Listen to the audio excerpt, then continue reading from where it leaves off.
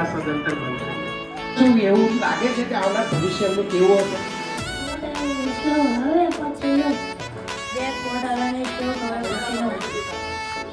Back bottle ને straw હવે પછીનો.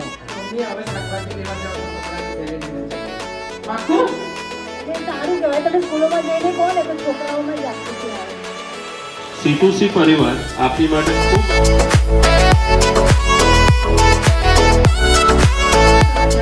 બેગ બોટલ અને સ્ટ્રો હવે પછીનો.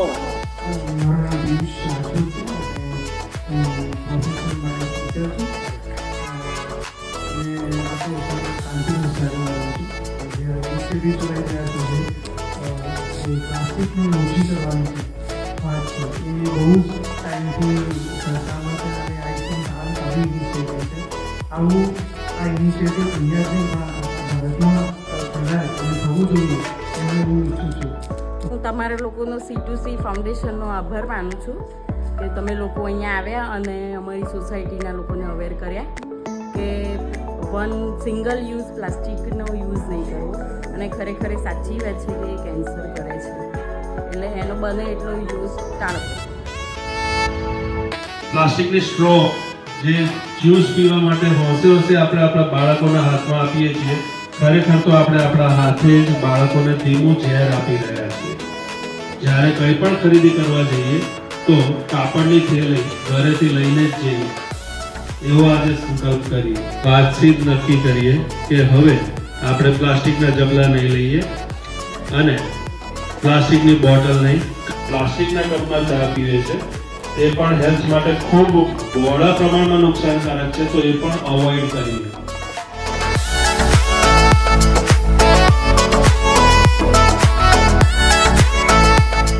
શરૂઆત આપણે કરીએ. માંગ બંધ થઈએ તો કંપનીઓ ઓટોમેટિક બંધ થવાની છે.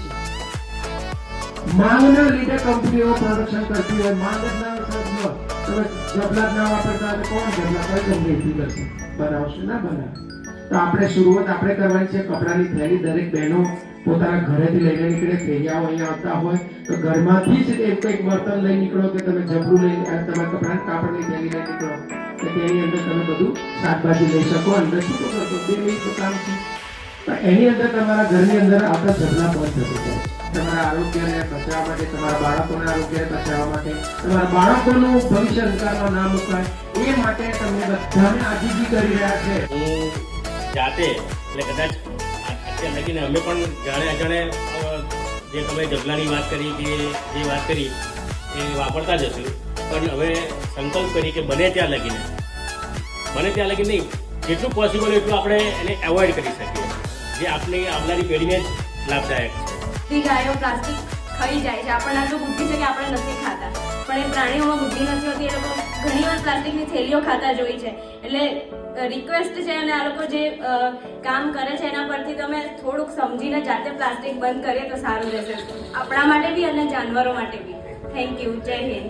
હું શાંતિકુંજ સોસાયટીના રહીશ તરીકે કહું છું કે આટલા આ લોકો એમનો પોતાનો રવિવારની રજા, આપણા બધા રવિવારની રજાની મજા માણતા જ હોઈએ છીએ, તે છતાં આ લોકો આપણા માટે જાહેર પબ્લિક અવેરનેસ માટે આટલો બધો એમનો સન્ડેનો એક ઘરનો ટાઈમ બગાડીને આપણી પાસે પધાર્યા છે. તો એમને પૂર્ણ સહકાર આપવા, આપણી સોસાયટી નહીં, આપણો વિસ્તાર નહીં, પૂર્ણ આનંદ સહકાર આપવા વિનંતી છે. દરેક વ્યક્તિના શરીરની અંદર હવા, પાણી, ખોરાક દ્વારા માઇક્રોપ્લાસ્ટિક પ્રવેશ કરી રહ્યું છે.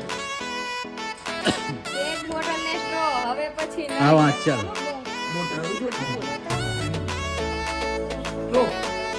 હવે પછી જય હિન્દ.